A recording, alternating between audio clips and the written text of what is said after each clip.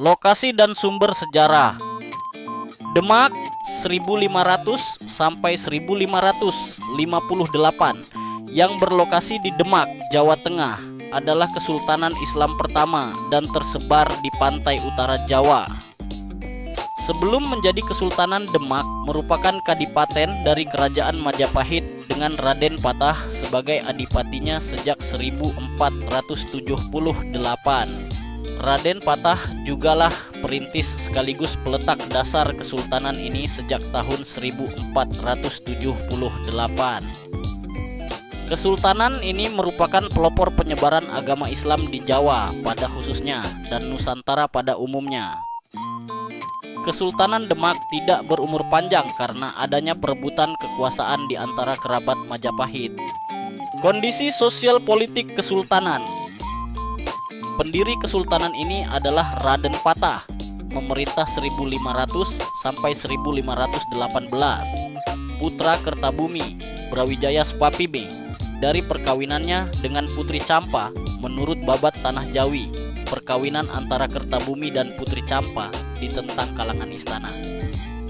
Oleh karena itu, Kertabumi dengan berat hati menitipkan Putri Campa yang tengah mengandung kepada Arya Damar, Adipati Palembang, bagian dari Majapahit. Sang putri melahirkan anak laki-laki yang diberi nama Raden Patah. Raden Patah menolak menuruti kehendak orang tuanya untuk menggantikan ayah tirinya sebagai Adipati Palembang. Diam-diam ia pergi ke Jawa menumpang kapal dagang, berlabuh di Surabaya, lalu menjadi santri Sunan Ampel. Raden Patah lalu pindah ke Jawa Tengah tahun 1475 dan sekitar tahun yang sama membuka hutan Glagahwangi atau hutan Bintara. Di tempat tersebut ia mendirikan sebuah pesantren atas perintah Sunan Ampel dan menjadikannya pusat persebaran Islam. Banyak santri datang ke Glagahwangi yang membuat desa ini lambat laun menjadi ramai. Prabu Brawijaya akhirnya mengakui Raden Patah sebagai putranya dan mengukuhkannya sebagai Adipati Demak. Raden Patah mengganti nama Demak menjadi Bintara sehingga kemudian ada sebutan Demak Bintara. Dengan bantuan daerah-daerah yang sudah memeluk Islam seperti Jepara, Tuban, dan Gresik, Raden Patah mengembangkan Demak Bintara sebagai pelabuhan dagang dan pusat penyebaran Islam di Jawa. Pendatang Tiongkok banyak yang menetap di Semarang, Lasem, Juwana, dan Tuban. Lambat laun Demak Bintara berkembang pesat. Pada saat yang sama, Majapahit melemah karena pemberontakan yang terus-menerus menguras sumber dayanya. Kepemimpinan Brawijaya V yang dinilai terlalu tua dan lamban dalam mengambil keputusan turut menyumbang pada kemunduran ini. Banyak daerah pesisir ingin memisahkan diri dan menolak membayar upeti kepada Majapahit yang selanjutnya melemahkan situasi keuangannya. Meskipun Sunan Ampel memberi nasihat agar Raden Patah tidak menyerang Majapahit, ia akhirnya melakukannya setelah Sunan Ampel meninggal, dengan tujuan mencari dukungan dari para pemimpin lokal yang memberontak. Brawijaya V bersedih hati dengan tindakan putranya dan berusaha mengumpulkan bantuan dari putra-putranya yang setia. Tetapi sebelum mereka sempat menolong, pasukan Raden Patah sudah datang.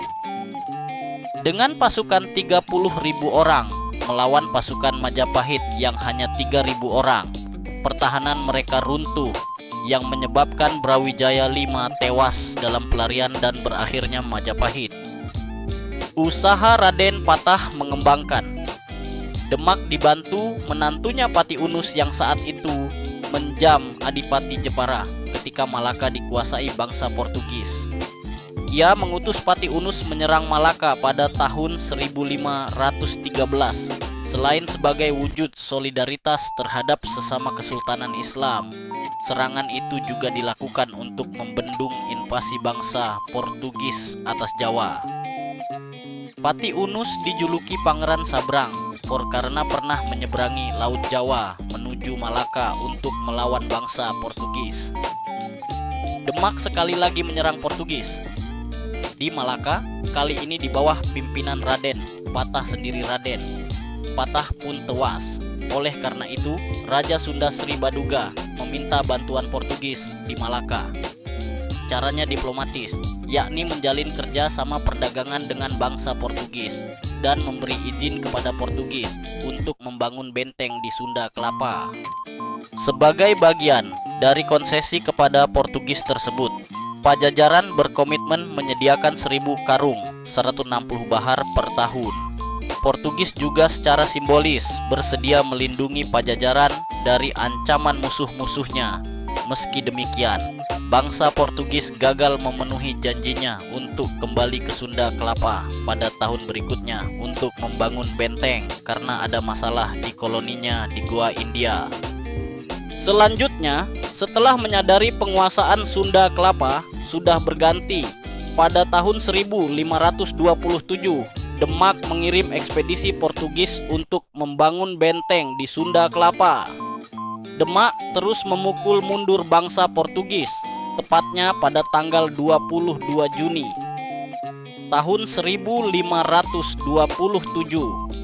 Singkatnya, teks ini menceritakan bagaimana Kesultanan Demak di bawah pimpinan Fathahillah berhasil mengalahkan dan mengusir Portugis dari Sunda Kelapa pada tahun 1526 dan 1527. Menurut Babat Tanah Jawi, sepeninggal Trenggana yang meninggal di Pasuruan saat hendak menyerang kerajaan Hindu Blambangan, terjadi konflik perebutan Takita di antara anggota keluarga kesultanan. Penggantinya adalah Pangeran Sedolepen, saudara Trenggana, yang dibunuh oleh anak Trenggana sendiri, Pangeran Prawoto. Konflik dan perebutan kekuasaan berlanjut, bahkan berkembang menjadi perang saudara. Putra Sedolepen bernama Arya penangsang membunuh Prawoto. Hal ini membuat murka Jaka Tingkir, ipar Sedolepen, dan para sesepuh kesultanan, terutama Ki Gede Pamanahan dan Ki Penjawi. Arya penangsang kemudian dikalahkan oleh Jaka Tingkir dan tahta Demak jatuh ke tangannya. Jaka Tingkir Hadiwijaya menjadi Sultan Demak pada 1568 dan memindahkan ibu kota dari Demak ke Pajang. Dengan pemindahan itu, riwayat Kesultanan Demak berakhir. Dokumentasi Kerajaan Islam Demak. Masjid Agung Demak. Masjid ini adalah peninggalan paling ikonik dari Kerajaan Demak, dibangun oleh Raden Patah dan para wali Songo di abad ke-15. Arsitekturnya unik, menggabungkan unsur budaya Jawa dan Islam. Masjid ini menjadi pusat kegiatan keagamaan dan pemerintahan pada masa kejayaan Kerajaan Demak. Makam Sunan Kalijaga. Makam ini terletak di situs Kadilangu, Demak, dan merupakan tempat peristirahatan terakhir salah satu tokoh penting dalam penyebaran Islam di Jawa. You're beautiful. Thank you. But what else? What else?